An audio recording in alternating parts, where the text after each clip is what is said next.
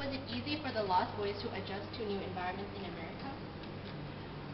No, I would not use the word easy. They had a lot going on. There's a tremendous amount of trauma and stress that they had experienced for years. And adding to that, they had moved a couple of times. They had no support of family, the culture, the environment, geography, jobs, education was so different. I mean, if you could imagine sort of taking a person to an alien world and putting them in a completely different context, that was their experience. And for any of us to go to a new place, new culture, new everything is challenging enough. Add to that years of trauma and stress and loss. It was a very challenging transition. Did you see like any of the Lost Boys that were like still in a state of depression or something? Maybe they lost a family. You know,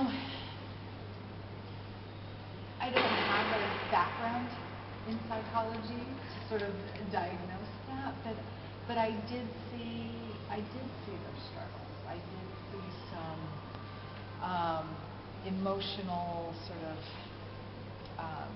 tension, frustration, but I think too there was again so much going on, whether it was that sense of loss because they had all lost family members, or at least didn't know where their family was.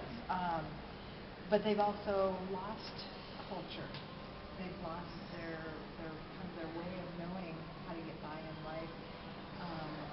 But yet there was also tremendous joy and tenacity and fortitude, and you can look up those words, that there was success and there was hope and there was so much strength that it was inspiring to me very much. And they wanted to get their story out. I took a group of them to an elementary school to sit with some fourth graders who asked them questions, and they wanted people to know about their experience, and they were very, very deeply appreciative for some of the opportunities and the people that they met.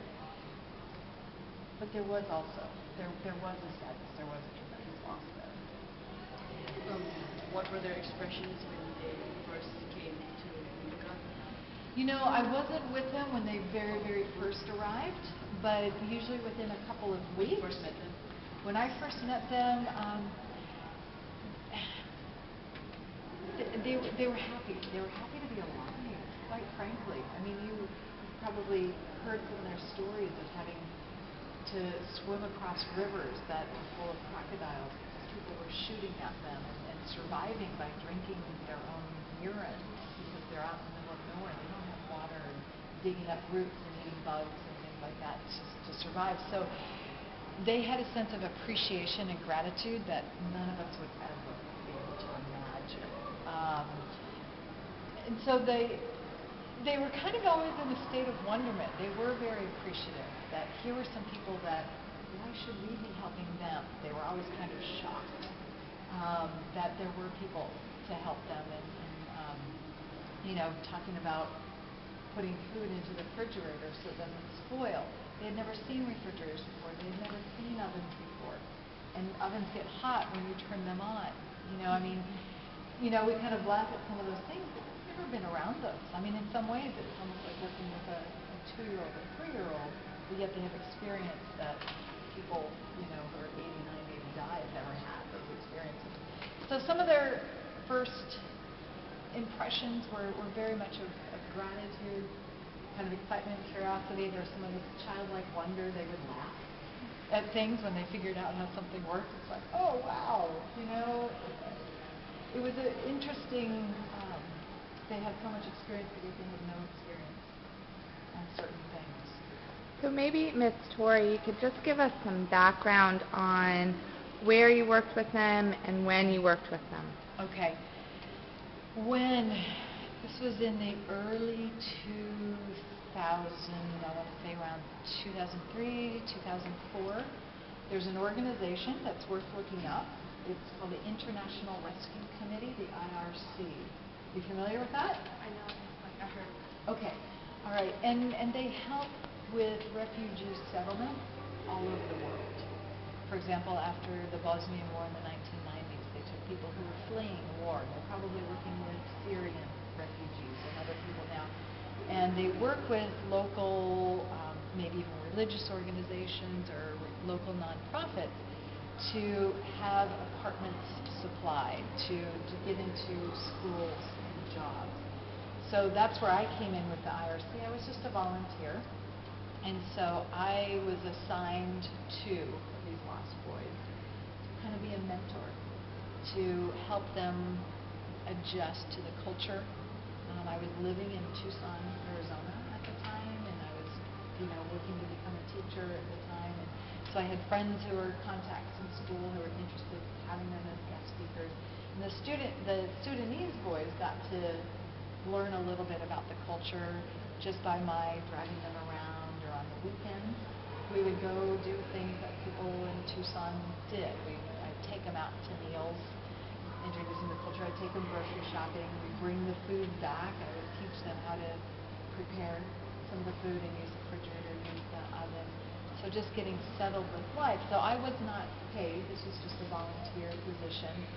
And so these organizations worked with a lot of volunteers. There was a Catholic organization and a Jewish organization that was also supporting the IRC, and in some places providing some of the money to help pay for the apartments for them to live in.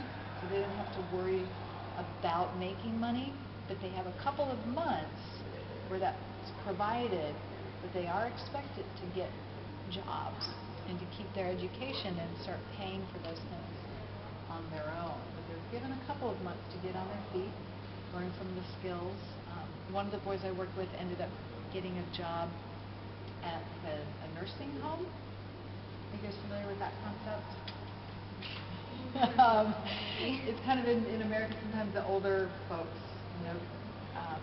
they don't have a place to go. They can't really live on their own. They're too old to fix their own meals and get themselves around, so they live in a home. It's kind of like living in a hotel. Meals are provided and have a place to live. And so one of the boys was a caretaker there. Just a question, I was wondering, did any of the boys get burned by the oven? Like, did they touch something?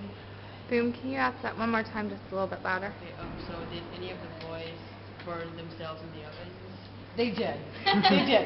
Mostly it was even the stove top. They're used to cooking over flame. But you didn't see a flame on sometimes the electric stove tops. Or they would leave something there that would melt and burn. So that was, those were some of those funny things they learned. That nobody got burned very badly, which is a good thing. Yeah. Do you guys have any other questions you want to ask Ms. Torie? Why don't you think about those for a second? Let me get my class moving on to the next thing real quick, and I'll be right back. Okay.